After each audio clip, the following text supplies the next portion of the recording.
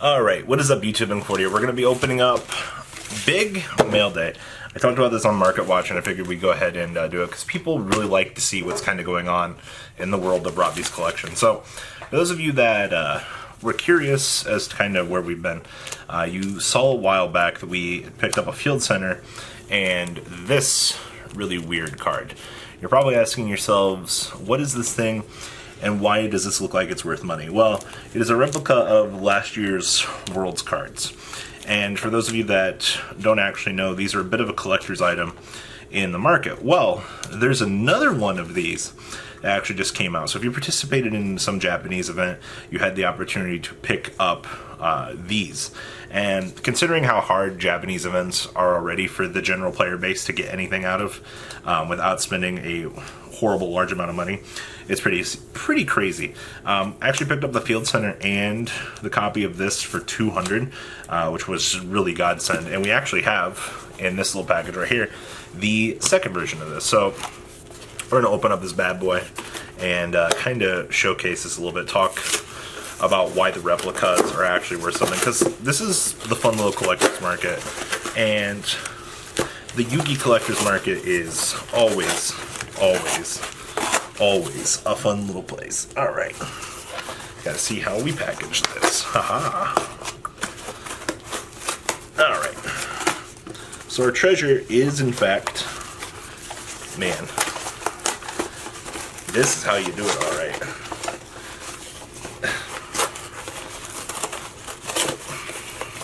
what's good insurance purposes? Alright, haha. There he is. Hello, other extremely expensive promo card and a massive top loader. Alright. So, this is another one of those fantastic winter cards. And this is also a Link 5. Haha. Alright. Man, you gotta give it to Tsukasa. This protection is really good. Alright. Aha. This is the... oh no. Oh no. Ugh. I hate tape. So badly. Alright. We're good. Alright. Thank you. This is what I love in my life. So anyway, story about these little Worlds replicas. Every year up until 2013, these existed, and Stardust Divinity was extremely short in quantity because that was the year of the typhoon in Japan. I believe those are pushing $1,500 now. These, I kind of sold off mine a long time ago. I had the Tire of the World, actually had the whole set, the King Landia and whatnot. So to kind of start recollecting these is kind of cool. Field Center's not too bad on this guy, but he is 3+ spellcaster effect monsters. Must be link summon. If this extra linked card attacks your opponent directly and reduces their life points to 0. So this is a Link 5 that has to be extra linked, and it attacks your opponent's life points to 0, you win the match. So that's our spellcaster guy. And then Mr. Dragon here is 3+ dragon effect monsters. He's a Link 4. If this extra link card attacks your opponent directly and reduces their life points to 0, you also win the match. So we picked up this one for $300 or $290. I'm pretty sure it was one of the two. But I mean, in terms of collectors, like ability and things like that, these are definitely something that are going to kind of be sitting around a little bit. Well, they actually had the English backs this time. The previous versions actually had the Japanese backs. Huh. Cool shit. So there's your cute little collectability and randomness. I don't know if they're going to continue to do these every year. Kind of like YCS Japan has been doing things as of recently as well. With other random cool stuff. We might see more random fun stuff come out of Japan.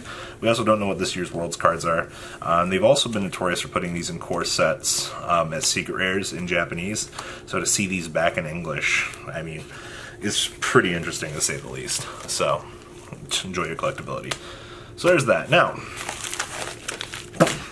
this little package right here. So we have an entire YCS Prides card collection. If you guys remember following this channel 100 years ago, we used to have the entire Shonen Jump set that we used to have, and then we kind of sold that off and started doing more businessy things. Well, we are back on the YCS prize card grind, which means you gotta collect them all, and we've got them all up to date. If you guys remember, we had the $800 Minerva that we were playing at locals. So many people were like, Robbie, why did you buy a Minerva? Because it was fun. That was probably some of the most fun I've had playing the game in years. And it's not about flexing on people and being like, I have this, you don't. It's about exploring different deck ideas and testing different waters and things like that. So in this package is the next of really bad ideas that we're going to get to ensue. And this is actually from New Zealand. And the young duelist that hooked me up with this, these are all kind of, I expect this card to get the reprint in the next couple of months because I finally decided to buy one.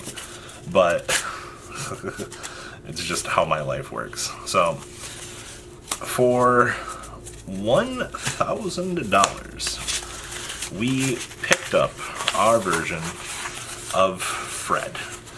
Now, the reason why we're doing this is, one, these are becoming more available to the general player base. I believe everywhere in Europe recently got the chance to get one of these for winning your nationals. I don't know if it was topping, but I'm pretty sure you got one for winning. Now, this card changes the whole landscape of Dragon Thunder if you actually have one of these. The fact that you can scale it, pay 1,000, just have to be level 5 or higher, scale it, destroy itself, and add back a banished dragon monster, so you get to add back Lavenier to your hand, which is already insane as it is. And then you can special summon it from the extra deck as a chaos monster, which is pretty cool. And then you also get the ability to get to board wipe, right? You can only special summon one chaos once per turn. This per turn, you pay half your life points. Send as many cards you control as possible to the graveyard, except from the extra monster zone. Send all cards your opponent controls to the graveyard up to the number of cards sent to the graveyard. Inflict 3 damage to your opponent for each card sent. This is a, if you can pay your opponent for over 4k in time, that's pretty fucking chill, actually. So, overall, this card raises the ceiling on Danger Thunder astronomically, actually. Because, like I said, you get the ability to get back that dragon that you banish off of the Equipped Wyvern if you actually can't get the Equipped Wyvern to set up.